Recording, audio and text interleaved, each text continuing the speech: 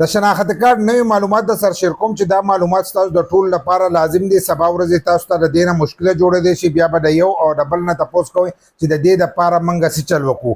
نو اوس په ځان پوه کړئ د سینې چې سبا ورځ تاسو ته مشکله جوړ شي او د دې د لاس بیا تاسو ډیر کارونه چې دي هغه بنه کیږي.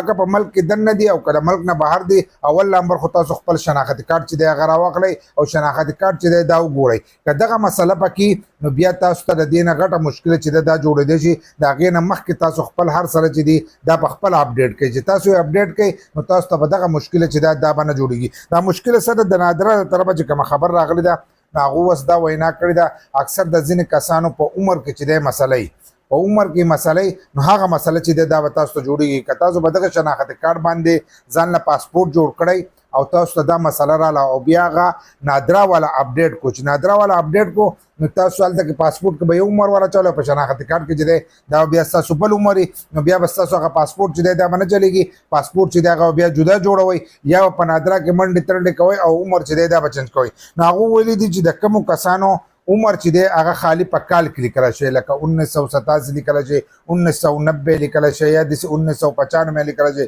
هر قسمه عمر چې دی که هغه ستاسو لیکلی شوی خالی عمر لکه کال لیکلی شوی او ورځ ورسره لیکلی شوی میاشت ورسره لیکلی شوی نو دا ورسره تاسو په خپله ولیکئ. د پاک آیډنټي ایپس نه چې دی دغه هم تاسو وایي اپډیټ کولی شئ. کوم اپلیکیشن چې دی په هغې زموږ ویډیو شته تاسو په کور دننه باندې چې دی هغه هم اپډیټ کولی شئ.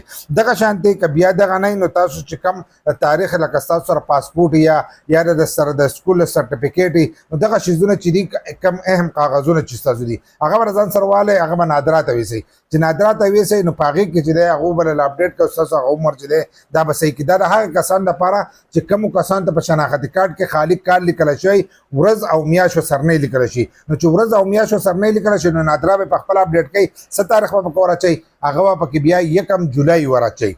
ځینې کسان به چې جولای تېره شي د جولای په میاشت کې نو هغه خبره نه 1 جولای به پکې رضانه ور اچولی کېږي د کومې نه چې مالي سال شروع کېږي. مخکې به دي چې دی اولنۍ میاشت به ور اچوله 1 به ور اچولو اوس په 7 چې دی دا به ور اچوي لکه 1 جولای به پکې د دې د ځانه ور اچولی کېږي. نو چې 1 جولای ور واچوي او هلته کې ستا تاریخ پیدایش 3 یا 3/24 داسې لکه بله میاشي نو بیا به تا ته د هغې نه مشکله جوړېږي. نو اول نمبر خو تاسو خپل شناخت کارت چې دی دا وګورئ چې په هغې کې دغه شته که نشته که ورځ او میاشت پکې جو بیا صحیح ده که ورځ او میاشت پکې نه نو بیا داسې چل وکئ چې تاسو دغه هر سره اپډیټ کړئ. بل دا ویډیو معلوماتي ده دا راواخلئ دا مخکې شیر کړئ چې نورو کسانو ته ورورسي. داسې نه چې نورو کسانو ته د دې نه مشکله جوړه شي تاسو به په دې ویډیو باندې ښه صفا پوه شئ چې عمر چې دی دا به بیا ستاسو د ځان اپډیټ کېږي. که کومو کسانو خپل عمر چې دی دا صحیح نه کو نو د نادره د طرفه به ستاسو عمر اپډیټ کېږي او په هغې کې به لیکلی کېږي 1 جولای لکه چې تاسو اپډیټ نه کو نو د نادره د طرفه به 1 جولای چې دی دا به لیکلی کېږي.